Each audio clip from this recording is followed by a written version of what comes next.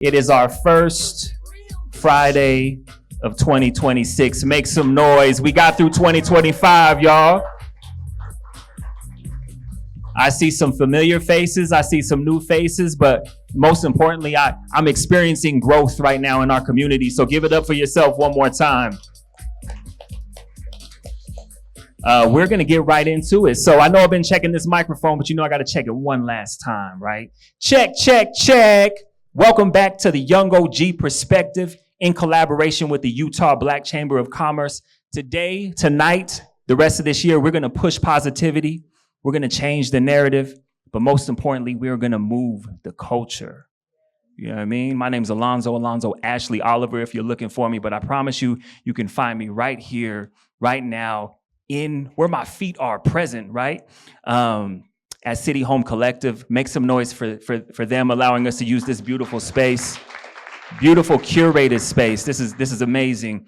Tonight is going to be all about exploring how we leave corporate careers for entrepreneurship and create deeper communities. So we only have one mic, so it's all good. Nas said all I need is one mic, right? So we're just going to pass the mic around real quick, do some brief intros. But with that being said, since we only have one mic tonight, so I need your name, your former corporate role, and what skill you carried forward into your new role.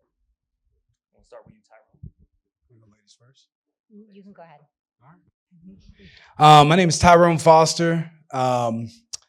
My previous corporate role was the senior vice president at Bank of America in the private wealth division as a family office. Yeah, that was pretty fun. What was the other question? What key skill did you take? Oh, key skill, due diligence. That, very, very, very deep due diligence and profiling on clients. So, yeah. Hello, good evening, everyone. My name is Neelam Chand, and I was a former senior vice president at Zions Bank for diversity and inclusion. It was the first time they've ever had that position. And something that I've carried over from my corporate experience has been really connecting with people on a human, deep, emotional level. I learned that doing that gains trust. So that's one of the biggest things I've carried forward. Hi, everybody. I'm Christopher Ballinger. My most recent corporate would be Hard Rock Resorts. I was an executive chef there. It's a multi-unit thing. It was crazy. That's why I'm not there no more. As far as a key skill, I think the key skill, I don't want to be jockeying off of going off of what she said at the same time, but yeah, connection, developing people.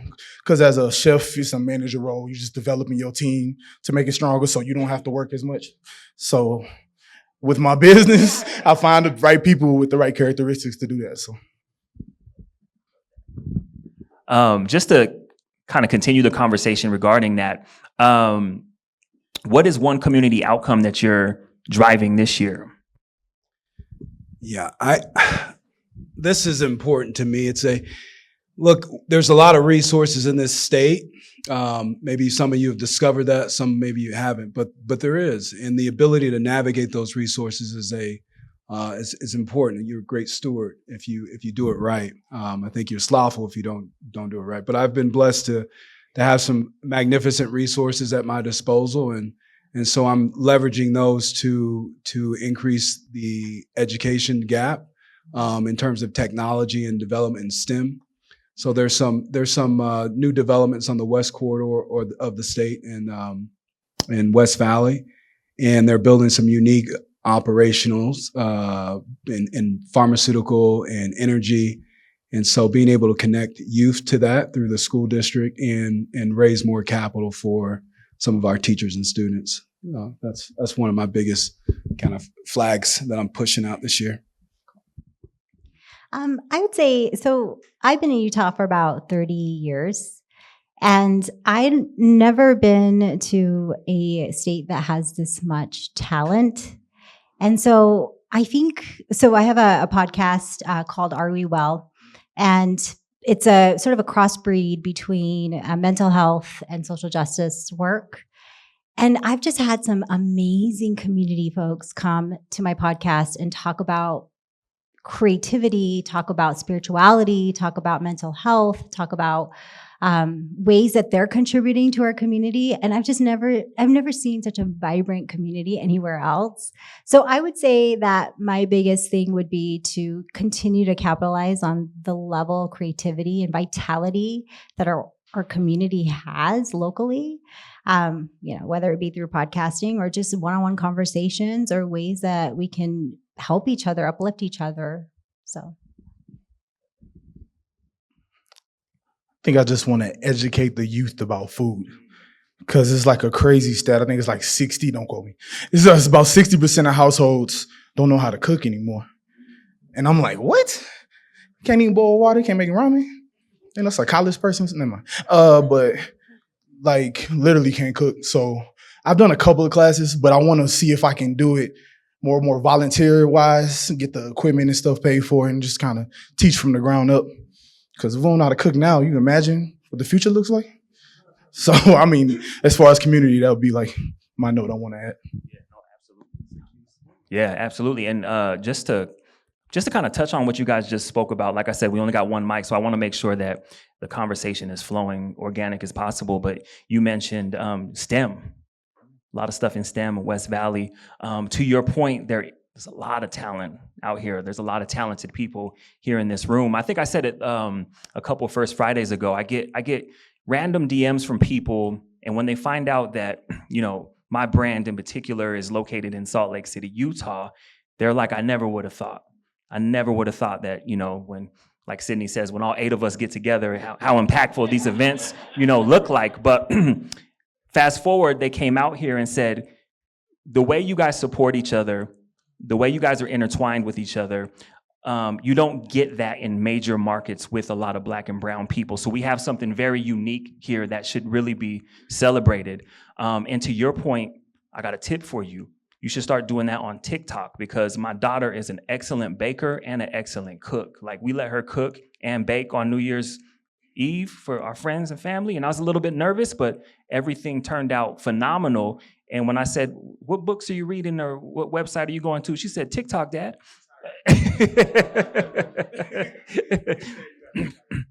But yeah, and we don't have to go in order, but whoever feels this on, their spirit is what triggered the leap from the corporate space to entrepreneurship?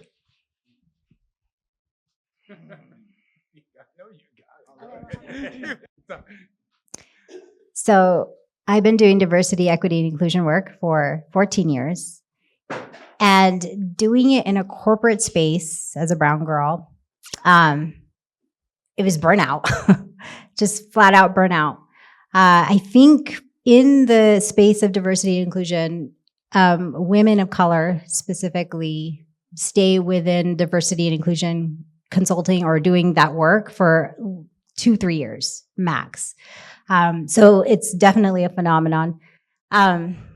So it was burnout. It was just the high expectation of one person doing 10 different things, marketing and trying to build culture and crisis management and all the different things that are involved. So yeah, it was burnout. I also, gave birth to a baby. And so that was also a quick, okay, I got to figure something else out because I don't think corporations are, I don't think that they're quite there yet when it comes to new moms. So all of those things, it was just a perfect storm, and I decided to make the decision to leave. And it was a tough decision because it was a pretty nice, good job that, was very sustainable, but not emotionally or mentally.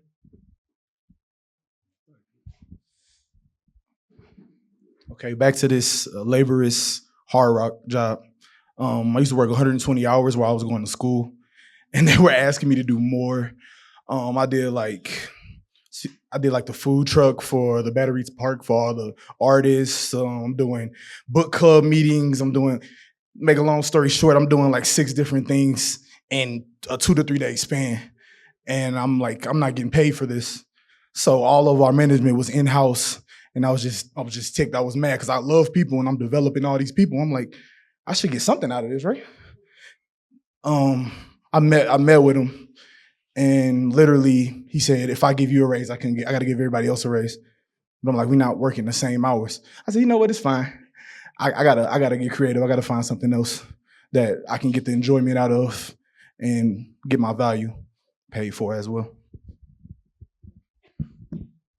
Yeah, mine is I want to protect some identity, so I'm not going to share this story completely vulnerably because it's a big corporation, but and now everybody's like, well, what the heck happened, But I'll tell you this: it was my job. It's a very select few people that they allow in that fraternity, and so I loved it. I felt like it was one of the things I was really good at in my life. The truth is, just God pulled me to a different direction. And a lot of you shaking your head like, amen, I hear you, get it. If you're shaking your head, you get it. They say stand if you get it, But the reality is I met with one of the past presidents, one of the past CEOs of Bank of America in New York, and we had a conversation. And this wasn't even a pre-set up meeting, but I was in New York, and I was like, Lord, what do you want me to do? And I called another client, another banker from out here called me who worked in New York. I said, do you got anybody in New York I can meet with? He goes, hey, look, matter of fact, can you go do some paperwork for a guy? And I I wasn't going to get anything for it, but I went and did a loan for another client that wasn't mine. And it turns out they were one of the past CEOs of Bank of America. And when I talk about divine providence, it's interesting. But anyway, in that meeting, we were talking, and he says, Tyrone, why are you even here? When you got the president, CEO of Bank of America saying, hey, why are you here? Don't you think you were built for something bigger? And, something I always knew, but I was afraid to act on it because the blanket of a security of like, I got this job, they get paid for everything. I can go to any game I want. I can buy any car I want. You literally can go anywhere you want, in that role and be in any city and people will lift you up. And so leaving that brand, that flag it meant a lot. That was my identity. And so God put me on a journey where it was like, hey, Tyrone, I need you to be, and this is me speaking freely. So, take it how you want. But he put me on a different mission to inspire men and lift them and give them the place where they can stand. And so that's what transitioned it, was that conversation with this with this random divine, I wouldn't say random, but this divine intervention where the Lord set this relationship up and we're still connected to this day. But he gave me he basically took off the training wheels and said, go fly. So, yeah. Well, I actually want to ask you a question because as you were talking, I know exactly that feeling. My question, sorry. Wait, who shows this again? My question is, when you talked about identity, and I just remember, senior vice president, right? Like you have this title and you're working for a big bank and everybody knows about it and you get asked to do all these things and then you decide to leave that identity. How did you find your own identity from that? Podcasting. I've always had the foundation of that I'm a child of God. So like at the end of the day, like that's where I always, that's where I always go back to. So none of this is real to me. It's just we're here while we're here. And it's something to do while we're here.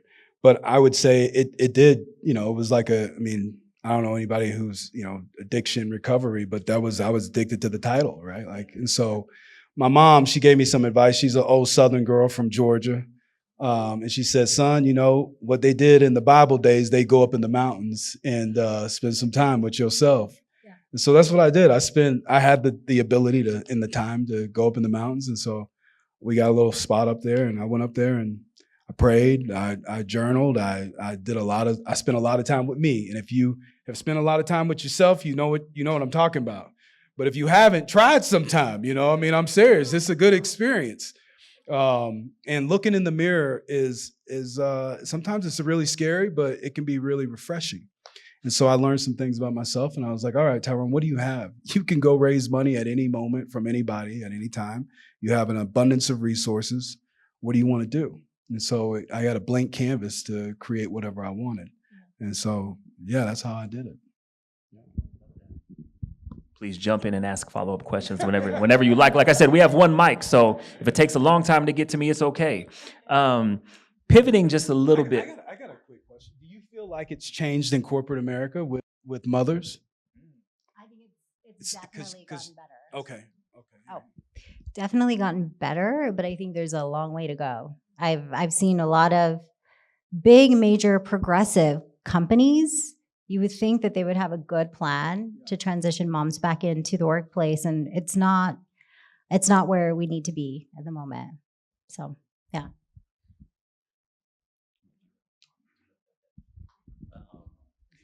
Just to pivot really quick, how do you guys now redefine measurables and markers and success coming from the world of KPIs, key performance indicators, right? Like, how do you guys?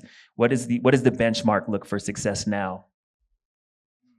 That food better taste good.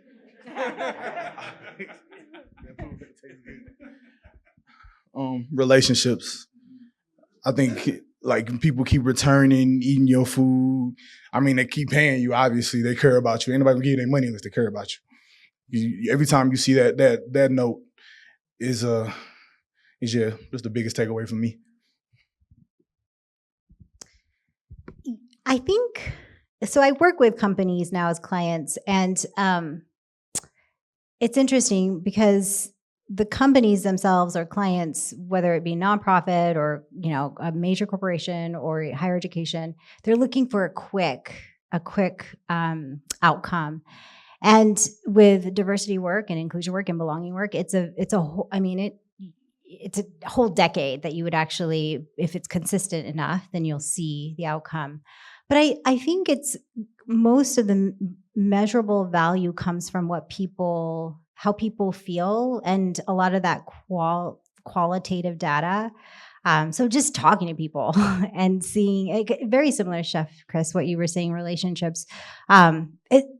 Do people trust you? Do people come to you and talk to you about what's happening in either it be your workplace or in your own business, or customers? Are they talking to you and saying and giving suggestions or giving feedback? I think it's going to come in non-traditional ways that you'll know that you're succeeding, and it's going to be external.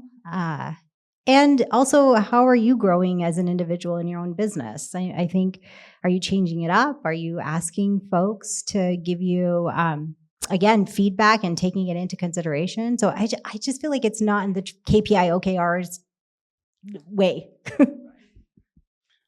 I mean, Neela, I want to get on your podcast. I feel like it would be a really good interview. You know what I mean? Just your conversation, the way you carry it is it's endearing. It's you kind of leaning in. I'm leaning in. What I would say to this is the KPIs are real for me. My clients. So just for background's sake, what I do now is I'm coaching fathers that are faith-based who want to impact the world. And where that came from is the families that I represented or supported. They were some of the richest families in the world, and they have problems just like all of us, right? And so when their kids are trying to take over their family business, the succession planning, the mental pressures, the imposter syndrome, think about everything that we deal with, and then enhance it when you have an abundance of money that you can throw at anything, or not. And so helping them understand the family dynamics, their governance, guiding them through that process is what I do now. And it just so happens that I wanted to be something that I'm familiar with as well. I'm a father, faith-based, and I want to change the world and impact the world in a positive way. So those are the only people I personally work with one-on-one. And we have very clear KPIs, but we've changed it to it doesn't look the same way in banking, right? We're not doing assets under management. We're not doing a jet loan or a yacht loan. It's specifically geared towards them. And the way I would frame it is a level 10 life, right? So if you look at your family, occupation, recreation, and are you living your authentic self, your message, can it be a level 10, right? And I believe we can all have a level 10 life. And that looks different for you than for me. And so what's a level 10 look like with your spouse? What's a level 10 look like in your occupation? And so we measure it from that. So I get a baseline, and then my success is measured on, did they hit that number? Did I hold them accountable? Do they have the clarity to move through that? And if they don't, then I'm failing as a coach to them. And if they did, then we're both succeeding together. And so that's how I measure from my my personal KPIs for myself, but also in the lives of those I'm working with. I love what you said, and you guys all pretty much spoke to it, the personal connection. You can't put a price on the ability to go out there and gain trust and rapport from your local communities that you're now supporting. So my next question would be what is some of the early community feedback you guys got when you took that leap of faith into entrepreneurship? You can go ahead. Initially, it wasn't the best feedback, but any feedback is good feedback. It's just something to grow on. It was a lot. It was pretty heavy, and it was like kind of made you reevaluate yourself, your life. Am I doing it in the right lane? Like it was it didn't tear you down or break me down or anything. It's just, you asked the question, how's the food taste? And you wait a couple of seconds, and then you want to know how it tastes, how it looks, and how can you do better? You're already being hard and damaging on yourself. So when you hear it from somebody else, it's like magnified by 10 times. So it wasn't the best, but it was a really, really good growing moment. It helped me kind of get to where I'm at now. I have a question for you. When you do get feedback, even now, do you still feel attached to it, or do you feel like it's kind of its own thing that you're able to run with and redefine and refine your recipes, or do you feel like, oh, this is a me thing? I'm not as attached to it at all, but because if it's a salt thing, just for example, like everybody has a different salt palate. So I'm like, this is not enough salt. I'm like, here's some salt. But for the most part, I just don't psychology. Like the way I break it down, it doesn't hurt me. I just say, I could do that better. I'm already challenging myself now at this point. So any feedback would just make me push myself harder. So yeah, but I don't take it to heart anymore. It's not gonna make me cry or anything. How long did it take you to get out of that? What affected you when you took it as a I would say about 4 or 5 years. I think I'm going on 6 years right now. But so yeah, it took about 4 or 5 years just to really get. It's just yourself, honestly. Yes. And I'm gonna use it for example. If Sydney told me something, and I'm in the middle of the event, and she's like, "Chef Chris, come here," I'm gonna be like, "Oh no," I won't cry in the room. I'll cry in the car. But yeah, certain people have an impact on you that because they're gonna help you regardless. So you don't want the people that's gonna help you to make you feel like below the earth because you want them. Your expectations for them is so high, and if you got knocked down the notch, that notch feels like you back to ground zero again. So yeah, about 4 or 5 years.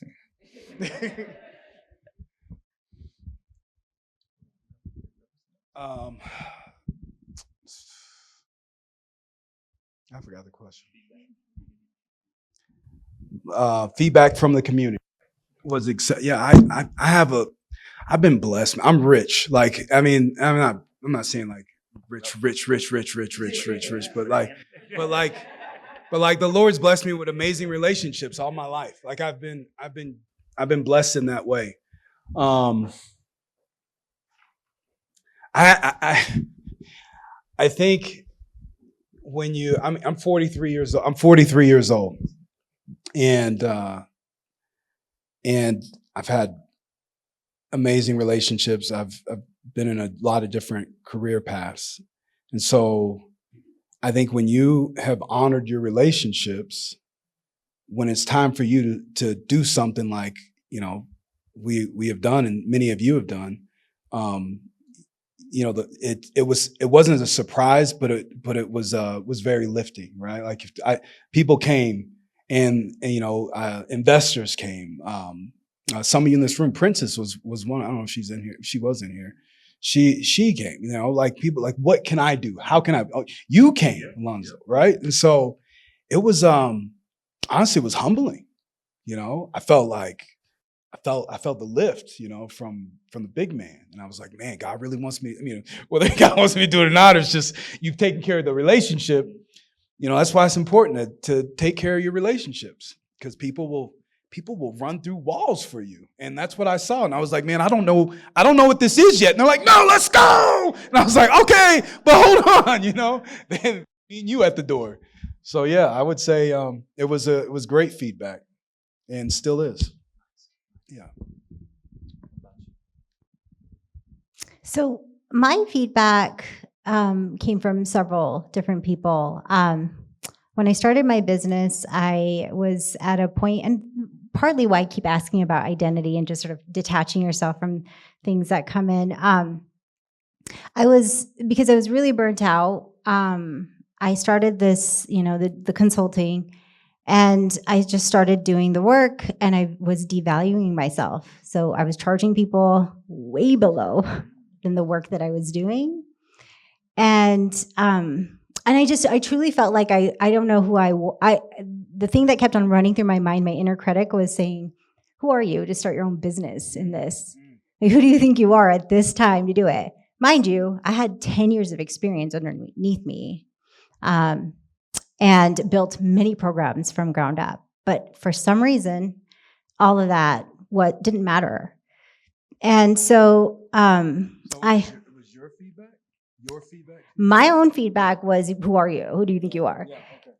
The feedback from community members, though, was like, why are you charging so little? What are you doing?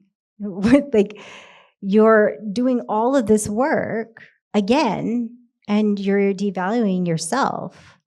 And actually, one feedback came from a mentor of mine, and she said, charge what you would charge if it hurt you, like if your butt cheeks sweat. Like, charge that much, and then on top of that. And I was sweating when she said that, because I'm like, what? I can't do that. I can't. People might think I'm a fraud. Why would I do that?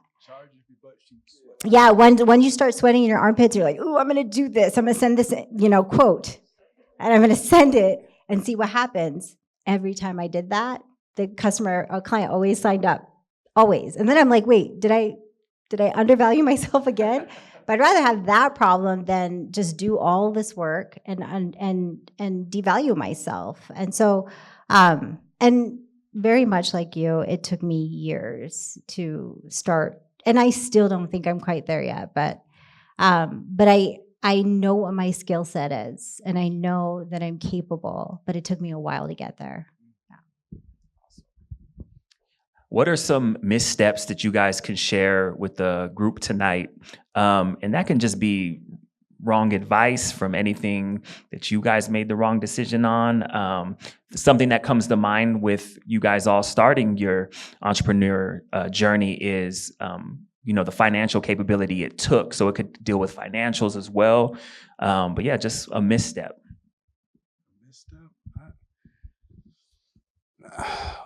So we were prepped for this beforehand. So I got some feedback in my head, but there's a lot of, I heard this one client of mine. He says, I don't look at failure as failure. Look at it as feedback to get better.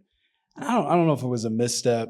I think they were more of like in venture, where I spent a lot of my time, or early stage venture when I first got into finance, it was with a family office, and they were betting on new companies that were in the valley, and they basically said, we're going to drown this company with money and see if it works. And and they wanted to see if it worked as fast as possible. And if it failed fast, then they could reiterate and do something different. So what I would say is, for me, it was jumping out early, testing my product of going, all right, who is my, and I learned really quickly that working with families, they're millennial, whatever you want to call them, like early, 19, 20-year-old kids, youth, was not my avatar. And I, coaching them, one of my missteps was introducing them into one of a limited partner or an investor early on in our relationship. And we had a conflict, because you're dealing with people. We instead of him sharing the way he wanted to share, he went to my investor. And I had several investors calling me saying, hey, why is this kid calling me? And quickly you lose credibility. You could build something overnight you could have all the credibility in the world, have all the accolades, do all your business in the right way. My mom said, but you could make one mistake and lose it all overnight. Yeah. And that happened early on in my business. And it took me back for a little bit. It really, I went and hid in a closet, not literally, but it hurt. Because I was like, man, how do I show my face in front of this investor again? And I didn't even do anything wrong. You know what I'm saying? It was this, and so it made me very careful about being so foolhardy about introducing people to people that I took years to develop a relationship with.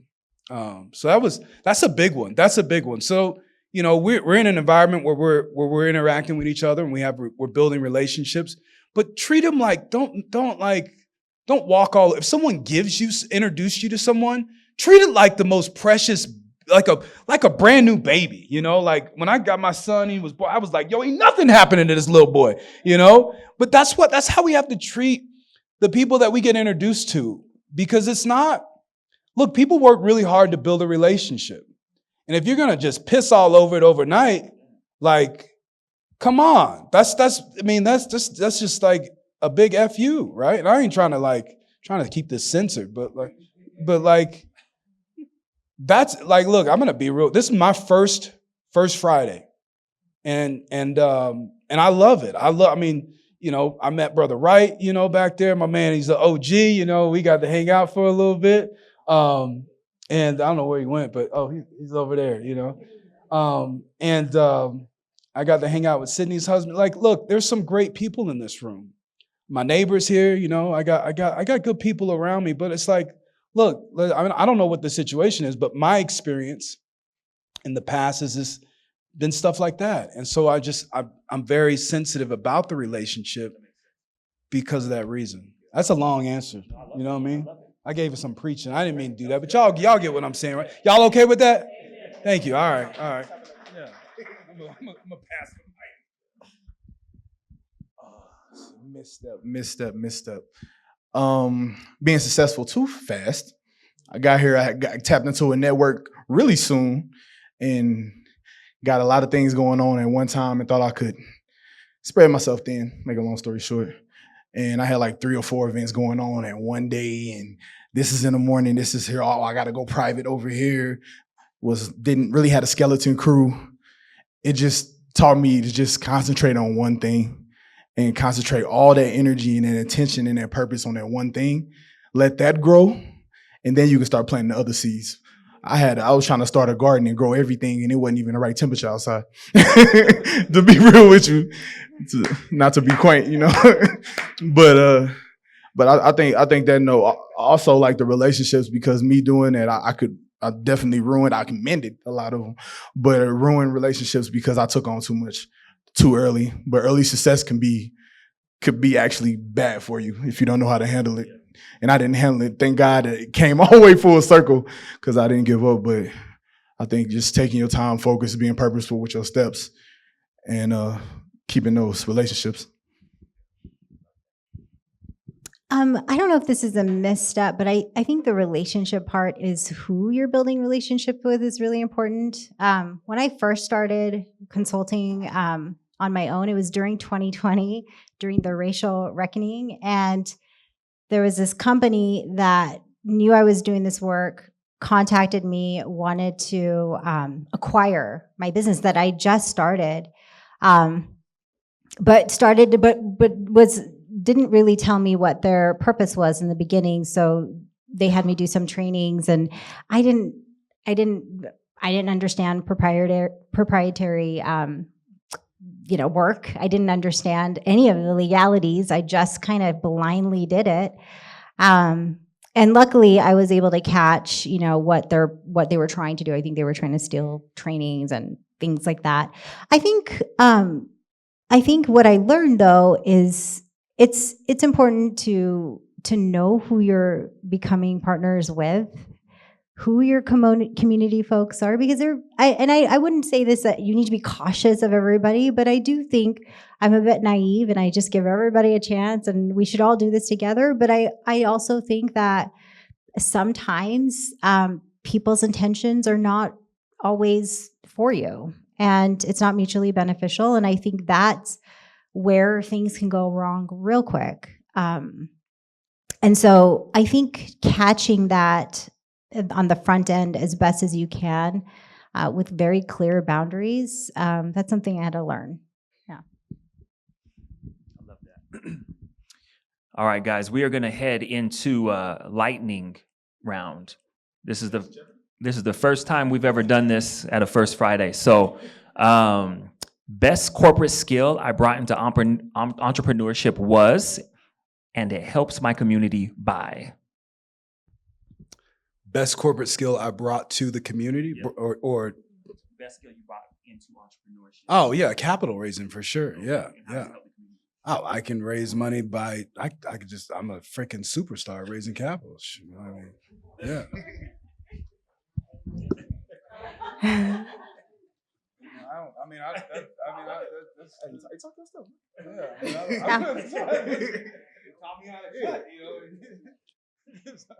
I'd say mine, I mentioned this earlier because I feel like it's a similar question, but it is the human connection and the deep empathy building between two people or communities.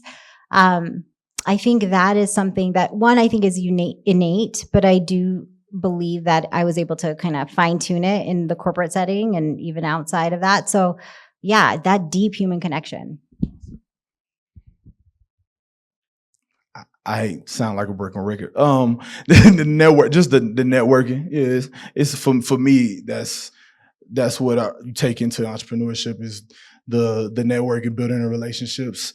Let me stop saying networking, just building relationships, because networking, building relationships, you can have a network and not even build any relationships. So let me rephrase what I'm saying. But building relationships, because those relationships I have been paying my bills, been like feeding my confidence so I can keep going and put my creativity to different things. So that's just a big chunk of it. So that's why we keep talking about it. So, but yeah. All right. Starting tomorrow, I will commit to. Starting tomorrow, I will commit to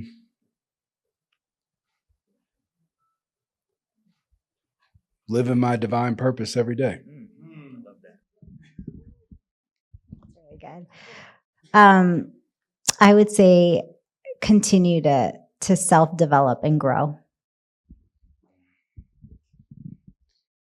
Keep being resourceful and treat those relationships like they're golden. I think I would commit to that today. Love that. So now we are going to open it up for like a 5-10 minute Q&A. If there's anybody in the audience that has any questions. Put on my best Oprah. Hi, my name's Janessa. Thank y'all so much for your words.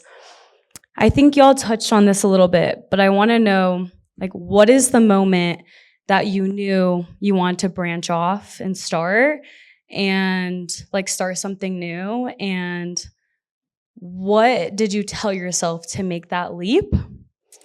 Lastly, in making that leap, like, what has been the benefit of deciding to go on your own path? Raise your hand if you're answering. Okay. It goes back to that New York event that I think I mentioned earlier. That will always be like one of those like milestones in my life where I was like, man, I'm walking the streets. I'm like, yeah, I do this. But I distinctly, the thing that carries with me building today is I don't really have anybody down my throat. Like I get to do whatever I want, whenever I want, with whoever I want to do it with, and there's power in that. But shoot, also I got to look in the mirror. Like there's nobody else I can blame either, And so, and I get to be a dad, I get to be present as a father, as a husband. And that's why I came here, one of my reasons for being here. Well, I think for me, it was, there was a moment where I feel like the values weren't aligning. There was something about values and it was just tugging at me. And I'm like, this doesn't make a lot of sense. I'm working so much and doing so much. And there's something in this that doesn't feel mutually beneficial anymore. And then I kind of decided to kind of pick at that. There wasn't like a quick moment. Then I gave in my, 2 weeks, 5-month notice. Usually that's what we do as people of color. But what I did was it took a couple months of me kind of picking at it and saying, this doesn't feel right. This doesn't feel right. And then finally I got to the point where it's like, I got to do this for my own self. And I got to find out what is in alignment with my value. Cause right now this isn't. And I know that for a fact. So there wasn't like a moment. It took a while to get there, but there was something in me that says, this doesn't feel right.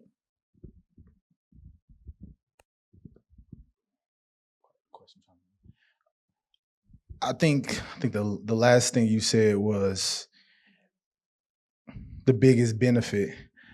I think the confidence, the over-zooming confidence in yourself that you can do anything. As long as you focus, be disciplined and put your mind to it, and literally you can get whatever you would like. It's gonna take a lot. You can be honest with yourself. It's gonna take a community, and just knowing that every day.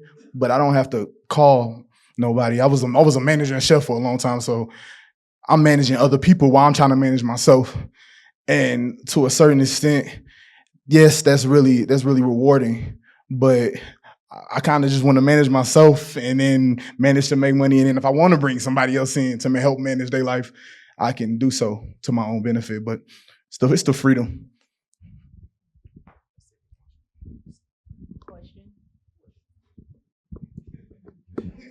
Hi.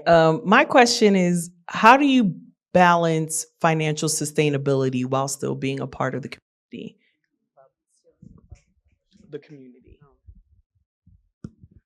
do you balance that? How do you make those decisions and saying, I still want to be a part of this, I still want to give back to this, but also don't discount what I'm doing? Like you said, you had community come back and say, why are you charging so low? Why are you doing that? How do you build that? What makes that decision on that? What's that thought process for you? That is a good question. I'm still eating it. I have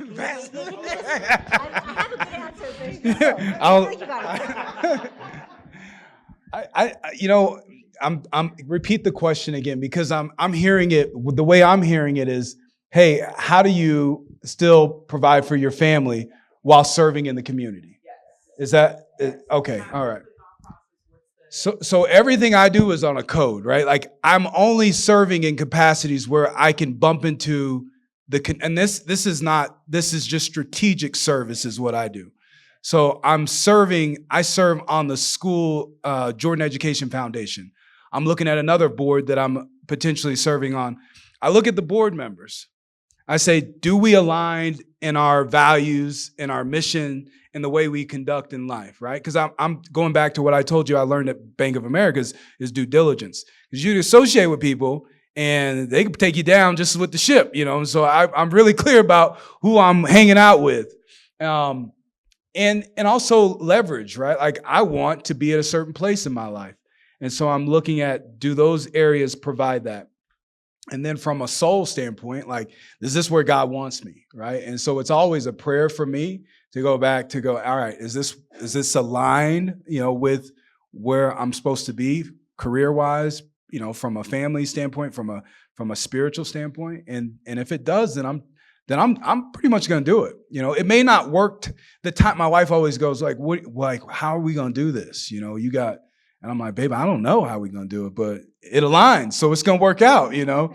It's just one day a week, right? Like, or it's just we only meet once a month. And then you realize that they're like, hey, can you be on this, and this, and this? And it turns into something else. So there is the balance is you get balance and center about who you are and what you want. This is what I do. I'm not telling anybody what to do. No, just be clear.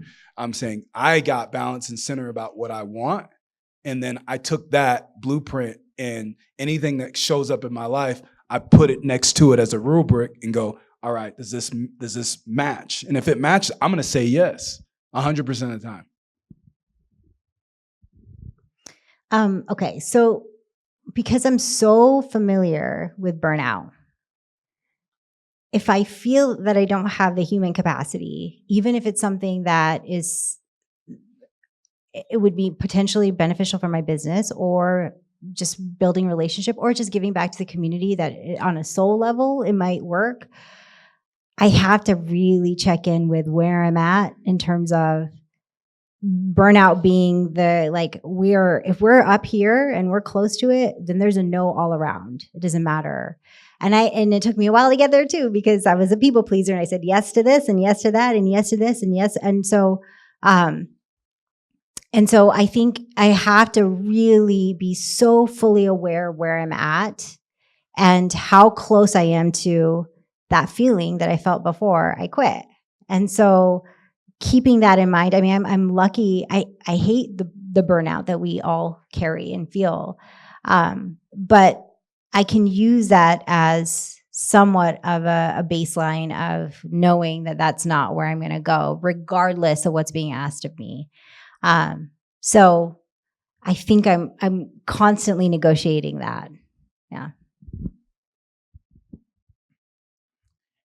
Yeah, I think it's just am I going to be able to manage my sleep life and be able to be here and present for my significant other at the same time and my dogs and be able to talk to my family and reach out and actually be there.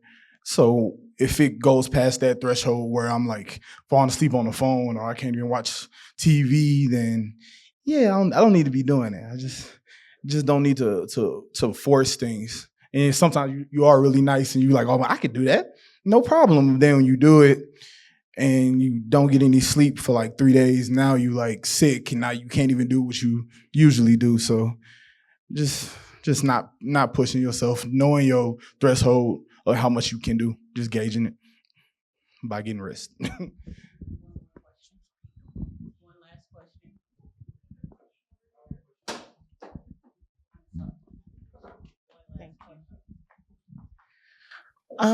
My question is, what is the biggest internal battle that you've had to face or maybe still facing on your entrepreneurial journey? Did you all hear the question? You go ahead. I see how this is going. No, but I think biggest internal battle, ego death. Literally, like slowly but surely, but it takes a lot because I'm really headstrong and really like not combative, but just I'm stern. Like I know what I want to do, but there's so many different ways to do that. So like I kind of go back and forth and conflicted with myself all the time. And like I'm like, well, I'm too good to do. I'm like, what were you too good for? Like you look where you came from. So it's just like it's a constant battle of, for me, it's just my ego slowly dying, and that's a constant battle, and that's something that I hopefully I can get rid of, but I don't think it's gonna possibly happen. But yeah, I say it's just ego death for me.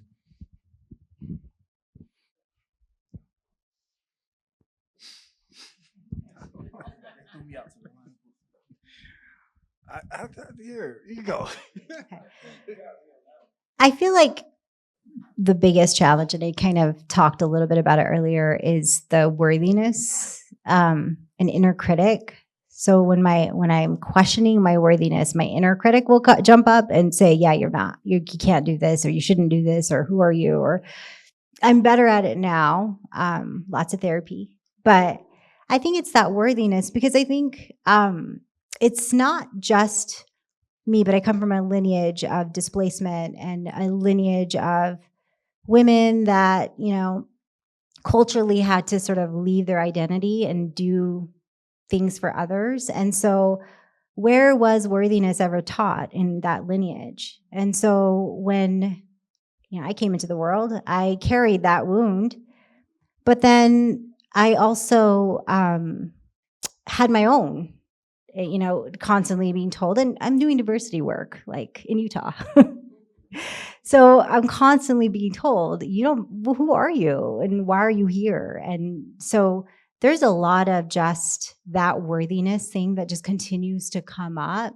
But I also know that I don't want to carry that. I don't want to put that, I don't want to give that to my son, and I don't want to continue that. And with all the people and the women in my life, I've always talked about that worthiness wound. We all kind of share that. And so that's something that I feel like is very universally that we're all kind of healing from together. And so I'm not alone in that. But yeah, it's that inner battle of worthiness.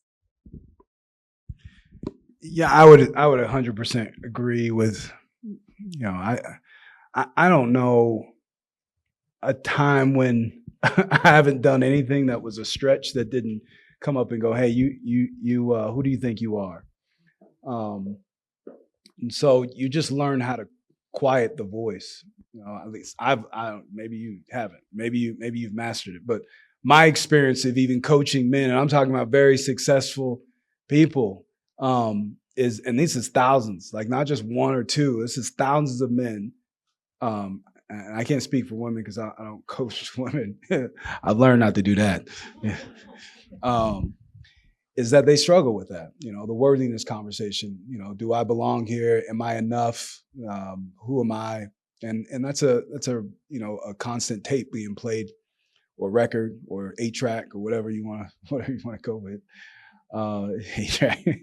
But it's, for me, that's the internal dialogue for sure. And I don't think it goes anywhere. I think you just learn how to cope with it. Right.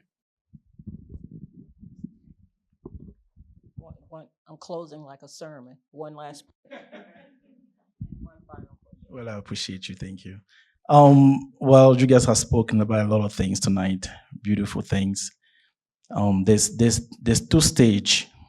There's a place of excellence where you do things and you're very comfortable with it. You know what it is, and sometimes we get stuck. And there's a place of genius. What is it for you?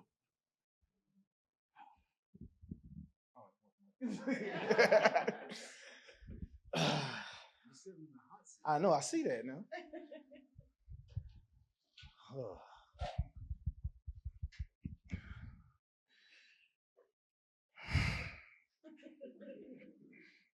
Like, where did I get these questions from? Did y'all like go practice before? Jesus.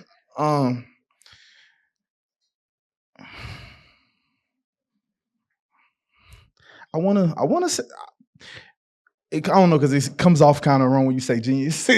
So like what's but like there is definitely the genius to it all. Like everything kind of works together in such a way that that you feel comfortable with it, and that's kind of how you move. I don't really know how to go any deeper than that, but.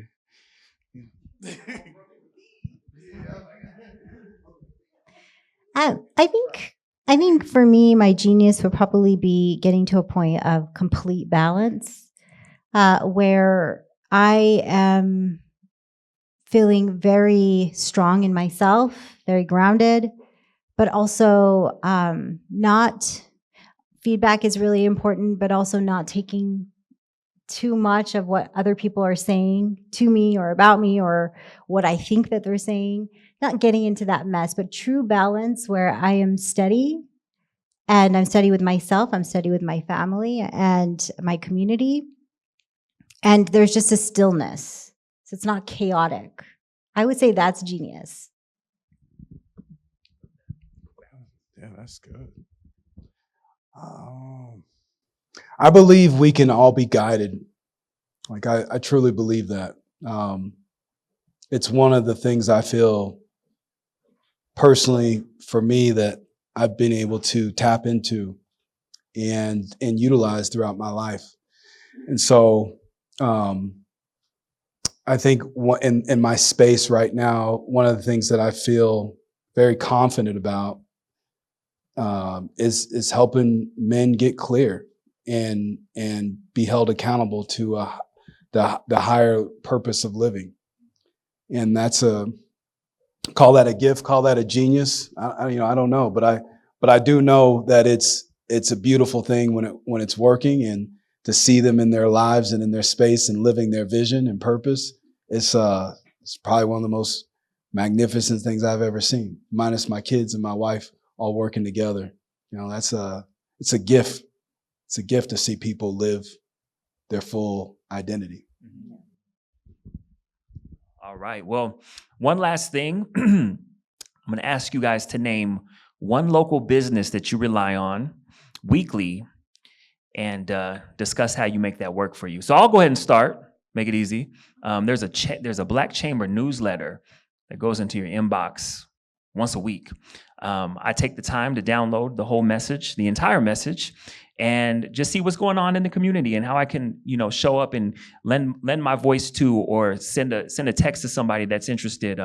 I've had the ability to connect with people that are new to the state. And the first place I tell them is to come check out First Fridays, get connected with the chamber, tell a friend. So if that's something I can do to be a liaison for Black and brown people to feel better and find a tribe and make it easier for them, then that's my sole purpose, and I'll continue to do that.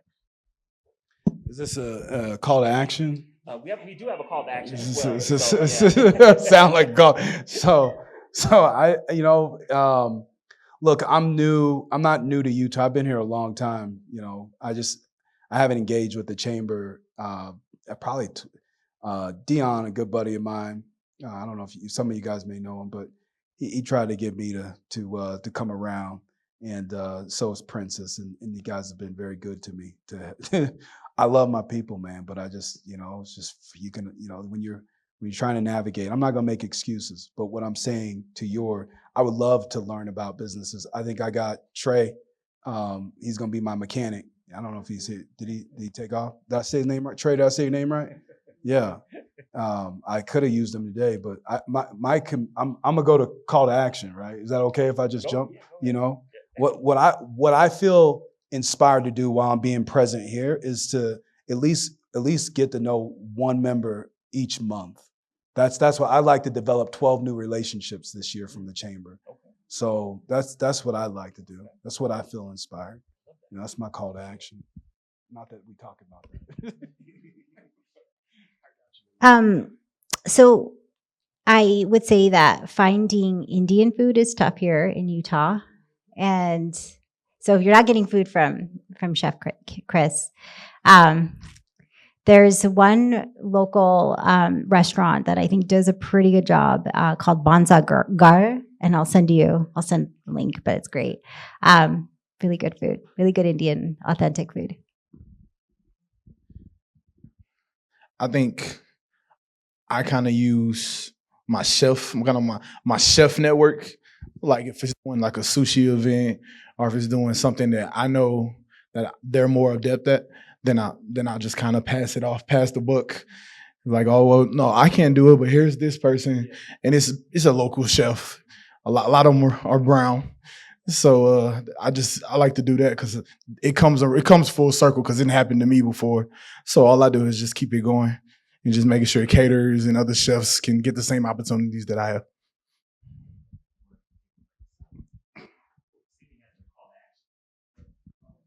Well, no, you wrap up, then I'll do the call to action. Well, thank you guys. It's been a pleasure. This has been a wonderful conversation. I'd like to thank y'all for showing up. Make some noise for yourself.